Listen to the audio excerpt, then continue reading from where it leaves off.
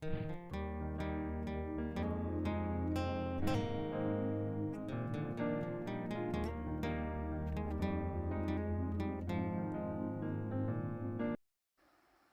The lord. ప్రభువునందు ప్రియమైన వారలారా, ఈ సమయంలో ప్రభు అయిన యేసుక్రీస్తు నామమున మీ అందరికీ వందనములు తెలియపరుస్తూ ఉంటున్నాం. ఈ సమయంలో పరిశుద్ధ గ్రంథంలో నుండి 2 విషయాలను మనం జ్ఞాపకం చేసుకుందాం. మొదటిగా కీర్తన 114 మొదటి 2 వచనాల్లో మనం చూస్తూ ఉంటున్నాం. ఐగుప్తులో నుండి ఇశ్రాయేలు, అన్య భాష గల జనముల్లో నుండి యాకోబు బయలు వెళ్ళినప్పుడు యోధా ఆయనకు పరిశుద్ధ స్థలమాయెను, ఇశ్రాయేలు ఆయనకు రాజ్యమాయెను. గమనించండి, ఈ వచనాల్లో మనం చూస్తూ ఉంటున్నాం యోధా ఆయనకు పరిశుద్ధ స్థలమాయెను అనే మాటను గమనించండి. మరి ప్రభు ప్రజలు ప్రభువునకు పరిశుద్ధ స్థలముగా ఉన్నట్లు ఇక్కడ వ్రాయబడి ఉంది.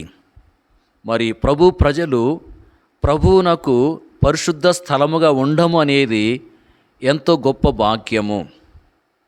ప్రభు ప్రజలమైనటువంటి మనము ప్రభువునకు పరిశుద్ధ స్థలంగా ఉండడం అనేది ఎంతో గొప్ప ఆధిక్యత.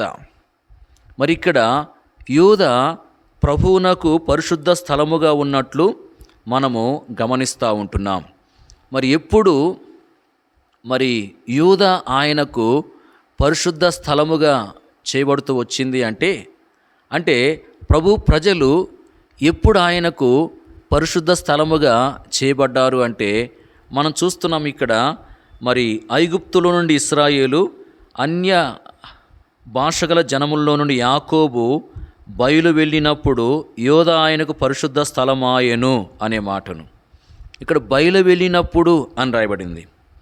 ఐగుప్తులో నుండి ఇశ్రాయేలు, అన్య భాషగల జనముల్లో నుండి యాకోబు బయలు వెళ్ళినప్పుడు యోధా ఆయనకు పరిశుద్ధ స్థలమాయెనని చెప్పి ఇక్కడ వ్రాయబడింది. దీని ద్వారా మనం ఏం గ్రహిస్తున్నామంటే ప్రభు ప్రజలు బయలు వెళ్ళినప్పుడు, ఐగుప్తులో నుండి బయలు వెళ్ళినప్పుడు, అన్య భాషగల జనముల్లో నుండి బయలు వెళ్ళినప్పుడు ఇదేం చూపిస్తుందంటే ప్రత్యేకతను చూపిస్తూ ఉంది.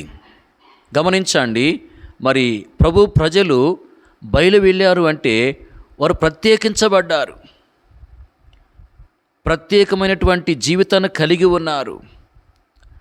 వారు ప్రత్యేకించబడినప్పుడు, ప్రత్యేకమైన జీవితాన్ని కలిగి ఉన్నప్పుడు ప్రభువునకు పరిశుద్ధ స్థలముగా వారు చేయబడ్డట్లు మనము గమనిస్తూ ఉంటున్నాం. ప్రియులారా, మన జీవితంలో మరి ప్రభువునకు పరిశుద్ధ స్థలముగా మనము చేయబడ్డం అనేది గొప్ప ఆశీర్వాదం.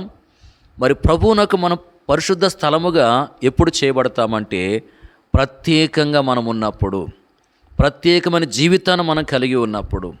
మన మాటల్లో ప్రత్యేకత ఉండాలి, అంతేకాదు మన యొక్క ప్రవర్తనలో ప్రత్యేకత ఉండాలి, మన యొక్క క్రియల్లో ప్రత్యేకత ఉండాలి, మన జీవిత విధానం అంతట్లో ప్రత్యేకత అనేది ఉండాలి.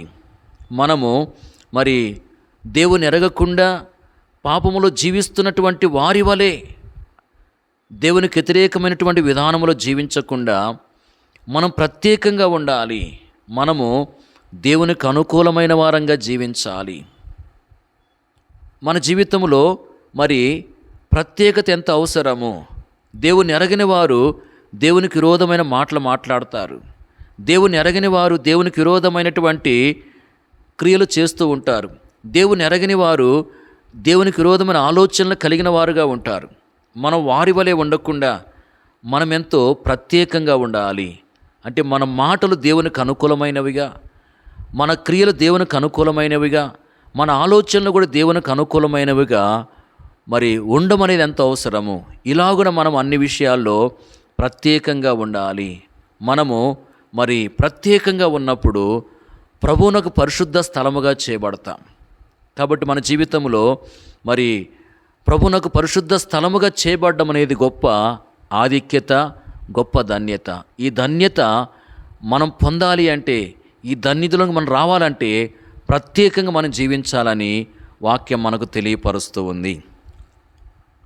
అలాగే రెండో విషయాన్ని మనం చూద్దాం. యెషయా గ్రంథంలో 8వ అధ్యాయము 13వ వచనంలో మనం చూస్తూ ఉంటున్నాం. సైన్యములకు అధిపతియగు యెహోవాయే పరిశుద్ధుడు అనుకునుడి, మీరు భయపడవలసిన వాడు ఆయనే, ఆయన కోసమే దిగులు పడవలను, అప్పుడు ఆయన మీకు పరిశుద్ధ స్థలముగా ఉండును. ఇక్కడ మరి మనం చూస్తున్నాం, అప్పుడు ఆయన మీకు పరిశుద్ధ స్థలముగా ఉండును అనే మాటను గమనించండి. దేవుడు తన ప్రజలకు పరిశుద్ధ స్థలముగా ఉండుట అనే మాటని ఇక్కడ మనం చూస్తూ ఉంటున్నాం. అంటే దేవుడు మనకు పరిశుద్ధ స్థలముగా ఉండుట, దేవుడు మనకు పరిశుద్ధ స్థలముగా ఉండడం అనేది మనకెంతో గొప్ప ఆధిక్యత, గొప్ప ధన్యత.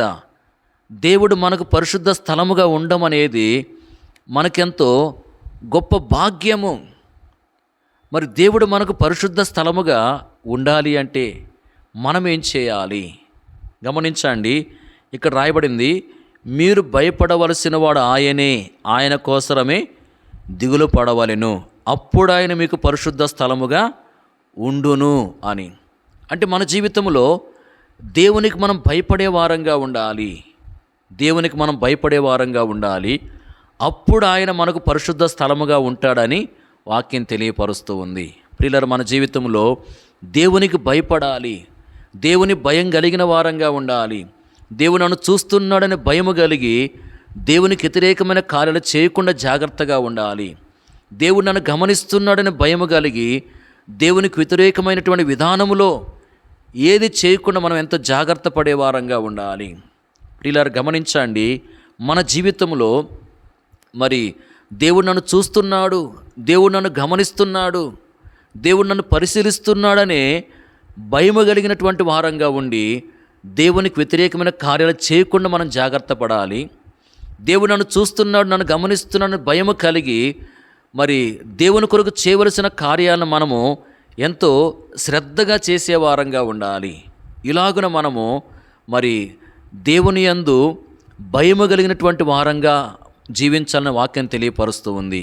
ఎప్పుడైతే దేవునికి భయపడే వారంగా, దేవుని యొక్క భయం కలిగిన వారంగా మనం ఉంటామో అప్పుడు దేవుడు మనకు పరిశుద్ధ స్థలముగా ఉంటాడని వాక్యం తెలియపరుస్తూ ఉంది. ప్రియులారా, గమనించండి, ఈ సమయంలో 2 విషయాలను మనం జ్ఞాపకం చేసుకుంటూ వచ్చినాం. మరి మొదటిది, మనము దేవునికి పరిశుద్ధ స్థలముగా ఉండడము, అది ఎంతో గొప్ప భాగ్యం. మనము దేవునికి పరిశుద్ధ స్థలముగా మరి ఎప్పుడు చేయబడతాము అంటే మనం దేవుని కొరకు ప్రత్యేకంగా ఉన్నప్పుడు. రెండవది, దేవుడు మనకు పరిశుద్ధ స్థలముగా ఉండడము, ఇది కూడా గొప్ప భాగ్యమే. మరి దేవుడు మనకు పరిశుద్ధ స్థలముగా ఉండాలి అంటే మనము దేవునికి భయపడే వారంగా ఉండాలి. ప్రియులారా, గమనించండి, మన జీవితంలో మరి ప్రత్యేకంగా ఉన్నప్పుడు మనము దేవునికి పరిశుద్ధ స్థలముగా చేయబడతాం. మనము దేవునికి భయపడే వారంగా ఉన్నప్పుడు దేవుడు మనకు పరిశుద్ధ స్థలముగా ఉంటాడు.